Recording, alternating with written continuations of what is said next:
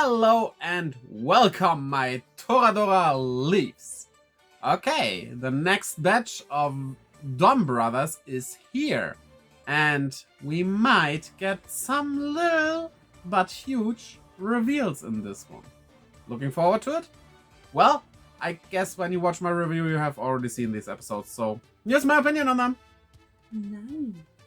Episode 27, On the Verge of a Duel. While they have fun at the pool, Taro basically abuses his powers to get a drink from Donbrothers. I don't mind that though. I don't think it's really abusing your powers if you just use what you can use in your private life. There's nothing wrong with that.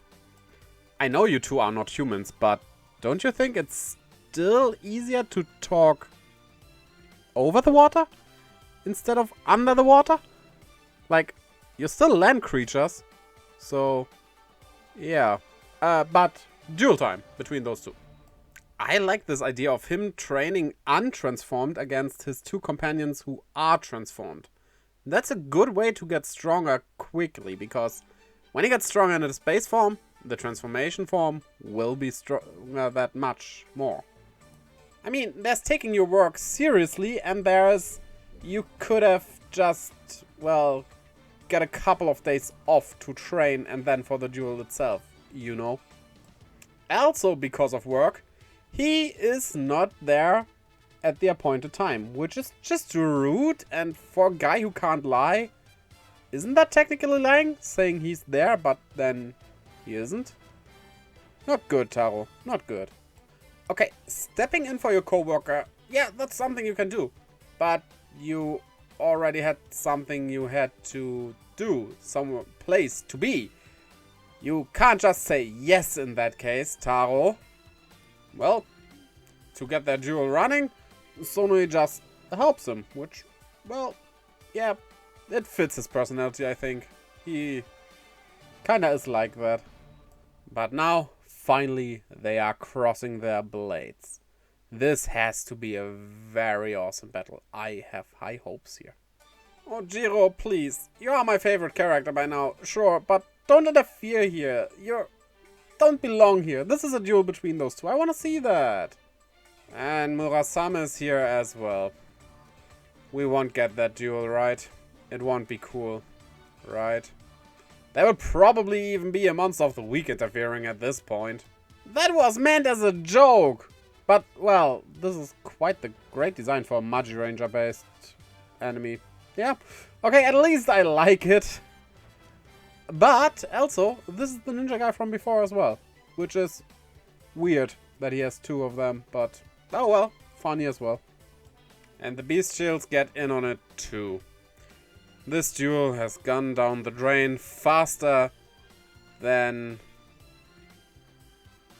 me realizing I can't think of a metaphor here.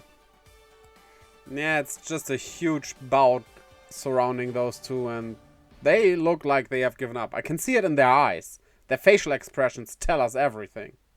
Wait, the Don clan created the Bestials?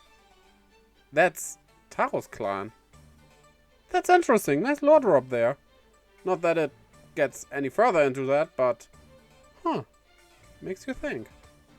Well, in the end, they do have their duel, kinda, and it is just decided by one strike of Taro.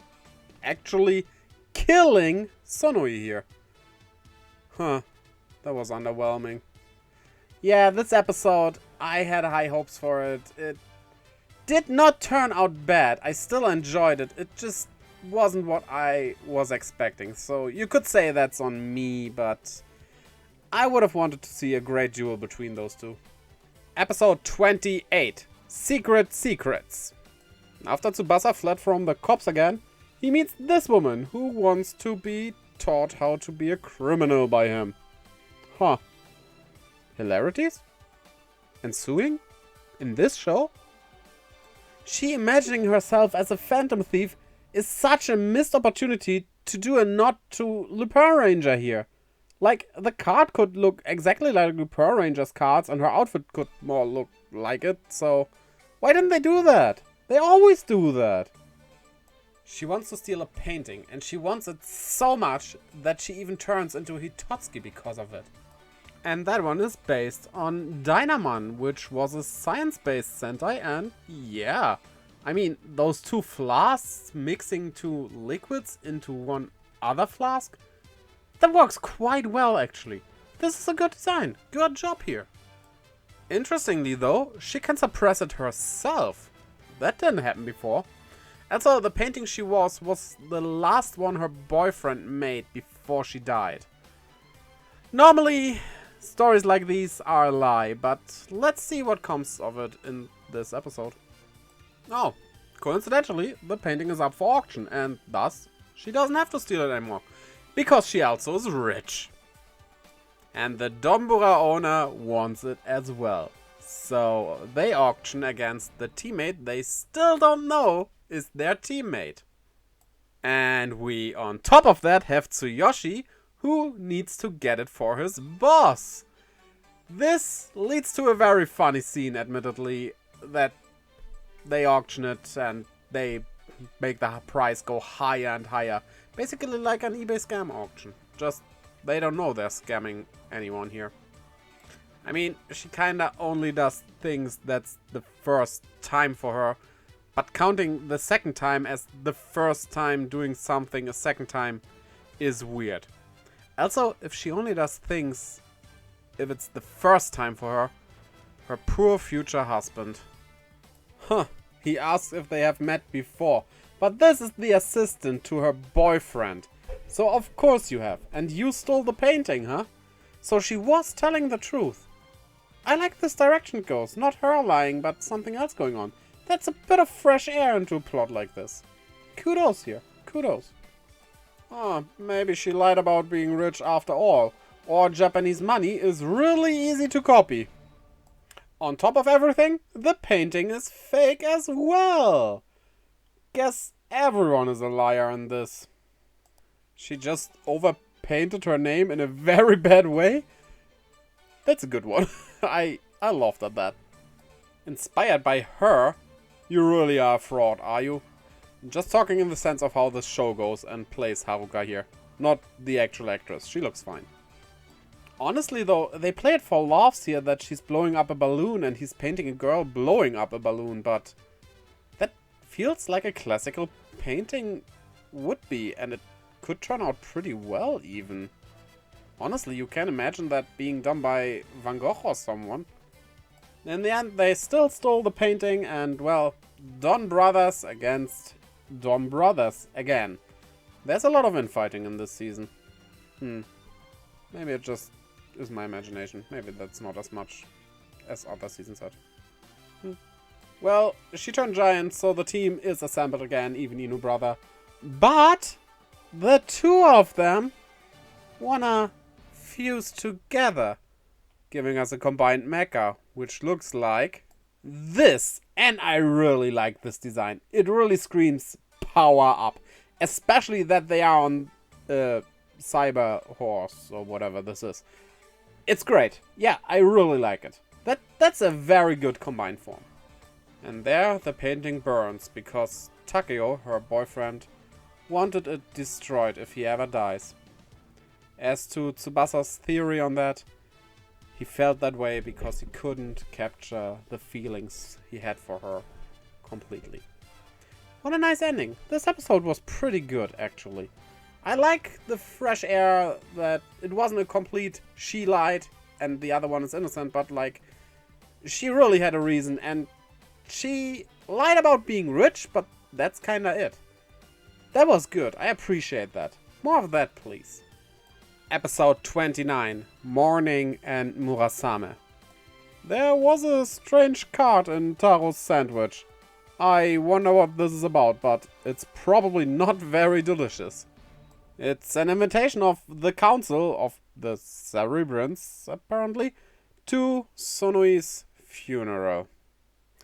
Well, kinda? It's hard to make out because due to the sauce of the sandwich that Taro was eating, it's a bit glitchy. If I would take a wild guess why you weren't invited, is because you two are just not important. You're just pawns to the council and that's it. Huh, so he told them if he was to die, they should seek out Murasame. That's interesting. I wonder what's up with that. A very bossy boss turns into this Abba Ranger thing.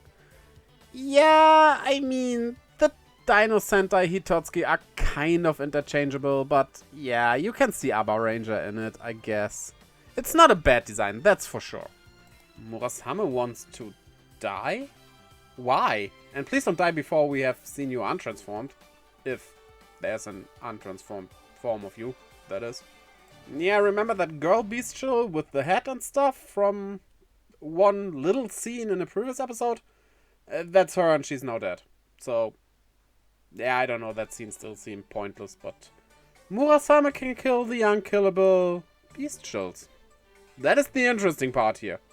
So I guess that's what Murasame was created for?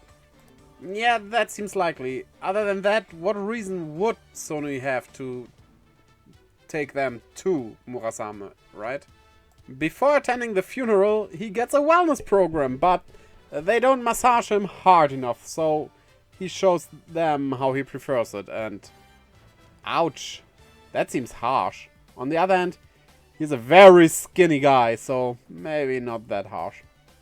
A look into Jiro's past shows us that the evil Jiro is actually the real one. The other one only came to be when he played with the kids in town. They, of all things, had to play Kagome Kamurome, which is a very upsetting game, but they brought out the good-natured one. That is an interesting twist. I did not expect that. I thought the evil one was, like, his rage or something, but no, it's the other way around. Cool. Wait. I can't quite follow. There are two of you, Murasame? You're referring to that voice that you call Mother, or is there something else? I'm not quite sure here, but it is interesting. I want answers. Well, they have to handle this enemy without Taro's help, but yeah, they're strong enough for that, so nothing special comes out of it. They just win this fight like they would with Taro. However, Tsubasa has something interesting going on. While being chased, again, by that policeman bestial, Murasame goes to him and he grabs it. And possesses him, making him kind of like a berserker. He even goes into battle with Natsumiho, which is, well, you know him, so yeah, where this will lead, probably nowhere for now. Yeah, Natsumiho is gone, but those two show up and Sononi managed to grab the now named weapon called Ninja Sword from Tsubasa, which possesses her now. So, guess it's a weapon only Masamune could wear, huh? Due to their strange way of inviting him, he lost appetite. But he doesn't want to waste food, so he makes them eat that cutlet sandwich. That doesn't seem like a punishment. That's actually kind of nice of him. And the final ritual of this funeral is him fighting against that armor that Sonui always was wearing. Without Sonui in it, of course, but there has to be something up with that. Well, he defeats that Sonui puppet, but this ends up with his power being sucked into it, which totally will not gonna be used to revive Sonui again, because that character of course is gone from this show now. Stripped of his powers? Well, he can't transform, which, yeah, kinda obvious. I could see that coming, but how can he fight now? With a ninja sword. I mean, yeah, I should have seen that coming, but I didn't. Well, that makes sense. Him transforming into his regular outfit, though, that kinda, I don't know. I was expecting him to turn into Murasame, but oh well, here we go. And while of course he easily rips this enemy into shreds in a very cool way with those whips or whatever, grabbing it and getting it toward the sword. I really like this move. Oh, and he's not even really possessed. He can just like throw it away and is fine again. Why did they strip him of his powers? That was kind of pointless. And then Sonoza uses a manga to seal up the ninja sword. Weird. This episode was pretty good. Honestly, I really enjoyed it. The funeral was interesting and all the other stuff happening as well. More of that, please. Episode 30, The Bestial Hunter. So, the Anoni, those foot soldier thingies that you might or might not remember, kidnapped Haruka's aunt, which obviously is a bad thing.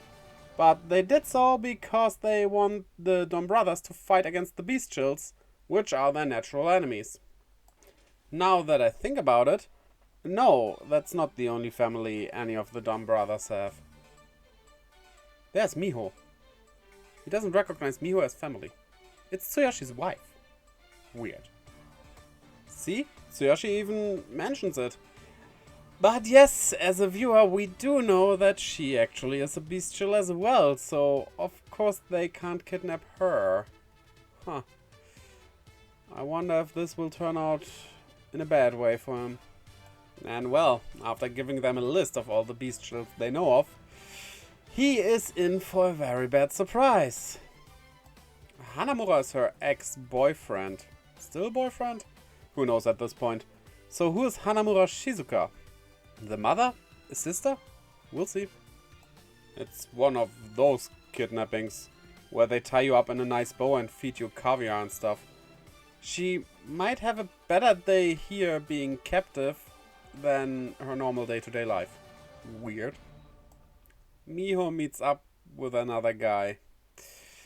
Yeah, Tsuyoshi, I hope for you that this isn't marriage fraud or anything, but you would be the guy to fall for that. And yeah, that Hanamura woman was the mother of her ex or not ex-boyfriend. And she definitely is a bestial, ripping up a package of meat, raw meat that is, right in the supermarket and eating it there. I will not call her an outright liar. This might be the truth. Might be. But if you think about it, as Natsumi, she was an actress, so would be easy for her to act everything up, huh? Well, those Anoni get attacked by the bestials, with Haruka's aunt right in the middle. I hope this guy survives. I kinda start to like him, actually. Oh, never mind then. He is not delicate health-wise. That guy is just a wimp. And you are a very creepy mother on top of that. This family, yeah, I would stay away. Good thing Haruka does the bug and crawls away. She could have stand up, but oh well, it's Haruka we're talking about. There's normal behavior for her.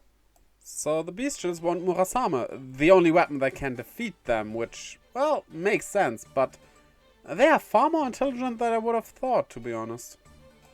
Well, this guy overdoes it with the spiciness in his food, so at first I thought he might be bestial as well, but he's just a weirdo turning into the monster of the week.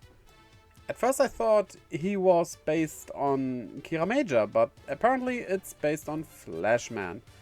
I'm not very familiar with Flashman, but it's a supernova design and that's something that is a thing in Flashman apparently, so it kinda works. Also, the design looks really good on top of that. I really like it. It's almost heroic even. Taro talking to Miho here. Well, he doesn't seem to remember who she was, but she mentions that there are ones who fold cats. We also know of some who fold cranes. So there's kind of infighting between different groups of the bestials or something? Huh. Interesting. So when they copy humans, does that mean the original humans are still kept somewhere? And, well, if the original human dies as well if the bestial is killed, oh boy. This is bad. And here she mentions the three groups. The cats, probably based on land. The cranes, who obviously are sky. And the penguins representing waters, ocean stuff, maybe? They're kind of land creatures? Kind of? They're a mix, actually. I wonder what the director's instructions were for this theme. Just do strange stuff that's kinda animal-like? Especially that guy on the floor there looks weird. And because Taro said they should not fight the bestials anymore, but doesn't give any reason for it, even though he has a good reason to say that, basically everyone fights everyone now. Except Haruka, she carries her aunt. Also, Jiro didn't appear so far. What's he doing? Alright, he handles the monster of the week, like always, because that's not something our main heroes do anymore. This season gets weird. So both Tsuyoshi and Tsubasa recognize Miho, or Natsumi, or Natsumiho as I like to call her, on the ground here. Which, well, if they knew who they were each other, that would become a problem, probably. But it doesn't seem like they hurt themselves, so yeah. But now he actually sees, and thanks to my wife mentioning it, I just realized the original is Tsubasa's girlfriend, while the copy, who is the bestial, is the wife of Tsuyoshi. It makes so much sense now. That's... oh boy. This episode, yeah, I mean, it was okay, it was still enjoyable, but the end reveal here, that's really hitting hard. Also, next episode will be the final reveal of Tsuyoshi's real identity as Inu brother. Can't wait to see that. So what did you think about these episodes? Tell me in the comments below. And while you're down there, check out the links in the description leading to my Twitter and Instagram, where I update you with new videos and stuff, as well as to my Twitch, where I live stream every Friday, Saturday, Sunday, and Monday. Also, fire Dragon Torajin onto the like and subscribe button, as well as the little bell to keep updated as well. I hope to see you again next time, and until then, bye-bye!